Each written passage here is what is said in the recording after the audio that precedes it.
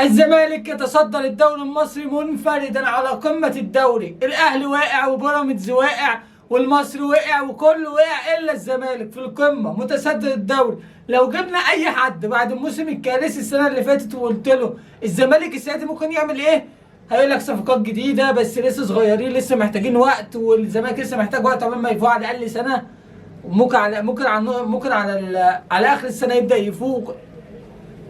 اكتر المتفائلين مش هيتفائل باللي حصل دلوقتي ان الزمالك متصدر الدوري المصري منفردا. يا جدعان انتوا متخيلين؟ يعني جيب اي حد، ده في ناس كانت من قبل، في محللين رياضيين وناس كتير قوي تقول لهم الزمالك، يقول لك الزمالك ان شاء الله هيحاول يلعب على المركز الثاني السنه دي، بعد ما هو كام سنه مش عارف يوصل المركز الثاني. اما السنه دي الزمالك بيلعب على الدوري.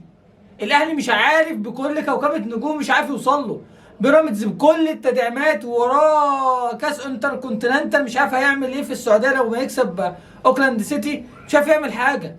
الماتش جاي الاهلي وبيراميدز، اللي هيكسب التاني هيبقى بره المنافسه السنه دي، موضوع منتهي. الزمالك الكل في الكل معاه اجنحه جماد جدا جدا. الفينا الواد ده يا جدعان لمسته في الكوره مختلفه، حلوه قوي تحب تتفرج عليه. يعني عينيك بتتبسط لما تشوف الكوره في رجليه. بيعرف حد يعمل كده، بص خفيف كده، وبيعرف يعدي زي السكينه في الجاتوه كده، بس بيعرف يعدي كده، بص زي الروهان. يعني ما بحسدوش يعني، بس بصراحه لعيب كواليتي حلو قوي، بيفكرني بايام كينو بس الناحيه الثانيه. لا لعيب يا جدعان مختلف جدا جدا جدا. ضيع كرة والجون فاضي لما حطها بدماغه وحطها بره، بس دي كلها حاجات في الاول والاخر هو قوته في رجليه مش في دماغه، قوته في مهارته، يعرف يخلص لك ماتشات كتير جدا. ده نقطة أولى. ودايما بيطلب من اللعيبة الكورة، يا جدعان اديله الكورة، ما بيهبش ما بيخافش، بيخش 2 3 4 يلا اللي عارف يوقفني يلا.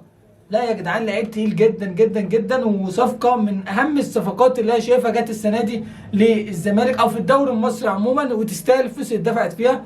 شيكو بنزا اللعيب ده جامد جدا، وهيجي مع الوقت لو ما ياخد فورمته وينسجم أكتر.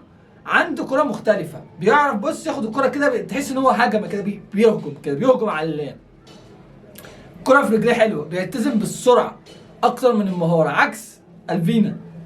فبيكملوا بعض، جنب شغال مهارة وجنب شغال سرعة. أيوة تحس كده بإن لا في أمل إن الزمالك السنة دي يعمل حاجة مختلفة جدا. وعداية الدباغ على قد ما هو ما جابش جول لغاية دلوقتي، بس يا جدعان المهاجم ده أحسن مهاجم في الزمالك حاليا، أحسن من ناصر ماهر وأحسن من كل الكلام ده، احسن من ناصر منسي وكل الكلام ده. ناصر منسي من السنه اللي فاتت وبيجيب اجوان ربنا بيسهل له، يعني اجوانه كلها تسهيل ربنا.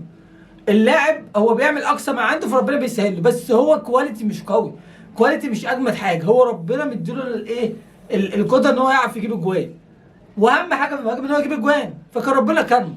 بصراحه عداية الدباغ عنده كره حلوه، بيعرف يستلم، بيعرف يلف ويدور ويشوط.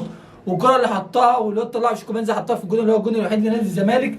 بصراحه الزمالك عمل شوط جامد جدا، شوط انا بصراحه كنت مبسوط جدا بتفرج على الماتش، لان انا شايف بالذات في الشوط الثاني لما فاركو فتح الجيم هجمات كتير وفاركو بيعمل اخطاء. بصراحه برضو لعيبه شباب صغيرين كلهم في السن باعوا كل النجوم لنادي الزمالك.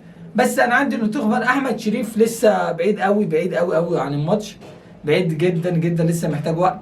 واحب احيي خط الدفاع الجامد جدا في نادي الزمالك، عامل موسم سنه جامد جدا. محمد صبحي لازم اديله حقه، لان انا انتقدته كتير قبل كده، كنت شايف ان هو حارس لسه محتاج وقت كتير، وان هو ما يستحقش ان هو يبقى مع نادي الزمالك. بس احب احييه بصراحه، بقاله كام ماتش هو متالق جدا، ولو كان على المستوى ده هو حارس عنده موهبه بس ما كانش ملتزم. لا ملتزم مركز في الملعب، وسوى بقى من الخناقات بقى مع عواد والكلام الفاضي اللي كان بيعمله السنه اللي فاتت، فالسنه دي هو مركز في الملعب. احب احييه، عامل ماتش جامد جدا، وعامل اصلا مطوشه 4 ماتشات حتى الان جامدين جدا. فاحب يعني اقول مبروك لنادي الزمالك، بصراحه معاه مدرب برده بيعرف دلوقتي حاليا، بيعرف يوظف لعيبته بقى، دلوقتي عارف امكانيات كل لاعب وازاي يحطه فين، وده بيعمل ايه وده بيعمل ايه، وده مهارته فين وده لازم اجيبه منين. خلاص دلوقتي فهم سيستم الزمالك. كان الاول كان تايه، بعد ماتش المقاولين لعب كل واحد في مكانه، كل واحد في مركزه، عرف كل واحد ادواره ايه واجاباته ايه. ناصر ماهر اللي كان بيعمله على الجناب لا خلاه في نص الملعب، فبدا يعمل مهارته وتبان. عبد الله السعيد لعيب جامد جدا طبعا بلا اختلاف عليه. فالزمالك الصراحه عمل ماتش جامد جدا، وفتوح لما ياخد في الماتشات هيبقى جامد جدا بنتائج يعني. بس بصراحه الزمالك عنده فرقه السنه دي متكامله جدا، فرقه جماعيه متكامله مع بعض وفيها مهارات فرديه كويسه جدا. وانا مش مستغرب ان الزمالك متصدر الدوري بعد الاداء والنتيجه اللي انا شايفها في الماتشات اللي فاتت. فنتمنى ان هو يستمر على كده. اكتب تحت في الكومنت شايف ايه، هل الزمالك السنه ممكن فعلا يفنش ياخد الدوري، ولا شايف الموضوع لسه بعيد جدا ولسه ايه ياخد وقت قبل ما نتكلم في الموضوع ده. طبعا مش طبعا تشترك في القناه وتفعل زر الجرس يا عم عشان حلاوه ان الزمالك بقى في الصداره السنه دي. حلاوه يا عم ان الزمالك اتصدر الدوري. اكتب تحت في الكومنت ايه توقعاتك للموسم ده. سلام.